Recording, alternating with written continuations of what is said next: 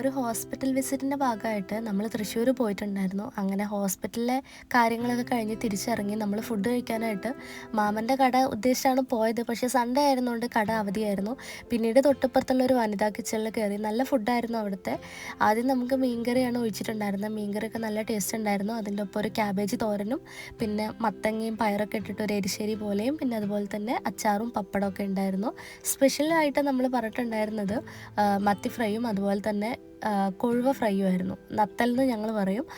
പിന്നെ ഞാൻ കുറച്ച് സാമ്പാറും കൂടെ വാങ്ങിയിട്ടുണ്ടായിരുന്നു. സാമ്പാർ നല്ല ഫുഡൊക്കെ തന്ന ആ ഒരു അച്ഛൻ്റെ ആ ഒരു പെരുമാറ്റം നല്ലതായിരുന്നു കേട്ടോ. അതായത് നമ്മൾ ചില കടകളിലൊക്കെ ചെന്ന് കഴിഞ്ഞാൽ അവിടുത്തെ ആൾക്കാരെ പെരുമാറ്റം ഒക്കെ കാണുമ്പോൾ നമുക്ക് തോന്നുമോ ഇവിടെ കയറണ്ടായിരുന്നു എന്ന്. വേണമെങ്കിൽ കഴിച്ചിട്ട് പോകുന്നുള്ള ഒരു ആറ്റിറ്റ്യൂഡിലായിരിക്കും നമുക്ക് ഫുഡൊക്കെ തരുന്നത്. പക്ഷേ ഈ ഒരു അച്ഛൻ നമ്മളൊരു വീട്ടിൽ കയറി ചെന്നാൽ എങ്ങനെയാണ് അതുപോലെയാണ് നമ്മൾ ഡീൽ ചെയ്തത്. നമുക്കത് ഭയങ്കര സന്തോഷമായി. അങ്ങനെ നമ്മൾ ഫുഡൊക്കെ കഴിച്ച് അവിടെ നിന്ന് ഇറങ്ങി. നമ്മൾ ട്രെയിൻ ബുക്ക് ചെയ്തിട്ടുണ്ടായിരുന്നു. അങ്ങനെ നമ്മൾ വേഗം തന്നെ റെയിൽവേ സ്റ്റേഷനിൽ എത്തി. അപ്പോഴാണ് ഇതുവരെ കാണാത്തൊരു കാഴ്ച കാണുന്നത്. റെയിൽവേ സ്റ്റേഷൻ്റെ ഉള്ളിൽ ഇതുപോലെ ജ്വല്ലറീസൊക്കെ വിൽക്കുന്ന ഒരു ചെറിയൊരു ഷോപ്പ് കണ്ടു.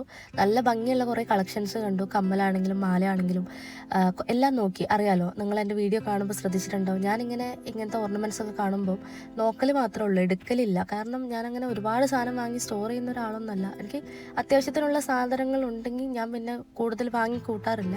അങ്ങനെ അതൊക്കെ നോക്കി പിന്നെ നമ്മൾ മെട്രോ കയറിയിട്ടാണ് നമ്മൾ വന്നത്. അങ്ങനെ മെട്രോ സ്റ്റേഷനിൽ ഇറങ്ങിയപ്പോഴാണ് തൃപ്പൂണിത്തുറ സ്റ്റേഷനിൽ ഇത് നമ്മൾ കാണുന്നത്.